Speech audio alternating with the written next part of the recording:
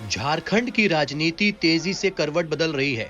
सत्ता पक्ष के विधायकों की मंगलवार देर रात तक चली बैठक में ईडी की कार्रवाई के बाद पैदा होने वाले हालातों से निपटने की रणनीति बनाई गई। सत्ता पक्ष के विधायकों से समर्थन पत्र पर हस्ताक्षर लिए गए। इसमें 43 विधायकों से हस्ताक्षर कराए गए हैं। हालांकि इसमें फिलहाल किसी संभावित नेतृत्वकर्ता का नाम नहीं है। विधायकों ने आने वाले समय में फैसले के लिए हेमंत सोरेन को चुना है।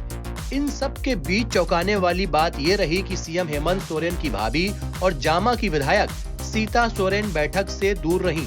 उनके बागी तेवर देखने को मिल रहे हैं। जेएमएम विधायक सीता सोरेन ने सीएम पद के लिए कल्पना सोरेन का नाम आते ही विरोध शुरू कर दिया है।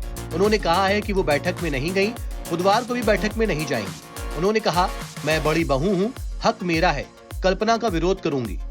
उन्होंने कहा कि वो एकजुटता का समर्थन कर रही हैं, लेकिन कल्पना सोरेन को मुख्यमंत्री बनाए जाने के हर फैसले का विरोध करेंगी।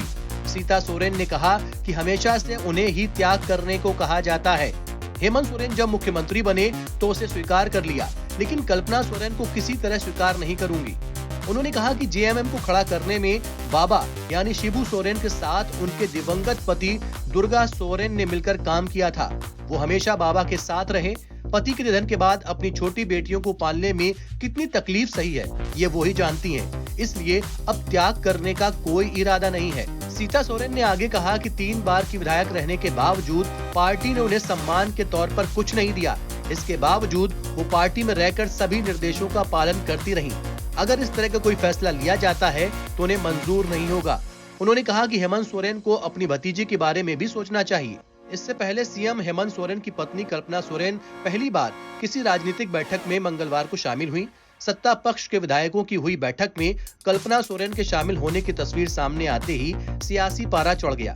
कहा गया कि ईडी की कार्रवाई की वजह से सीएम हेमंत सोरेन के सामने अगर विषम परिस्थिति उत्पन्न होती है तो कल्पना सोरेन को सीएम पद की शपथ दिलाई जा सकती है।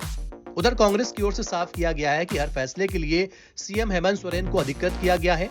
हेमंत सोरेन को जो भी फैसला लेंगे पार्टी उनके साथ होगी। कांग्रेस के झारखंड प्रभारी गुलाम अहमद मीर ने भी मुख्यमंत्री हेमंत सोरेन से अकेले में बातचीत की। एनबीटी ऑनलाइन की रिपोर्ट।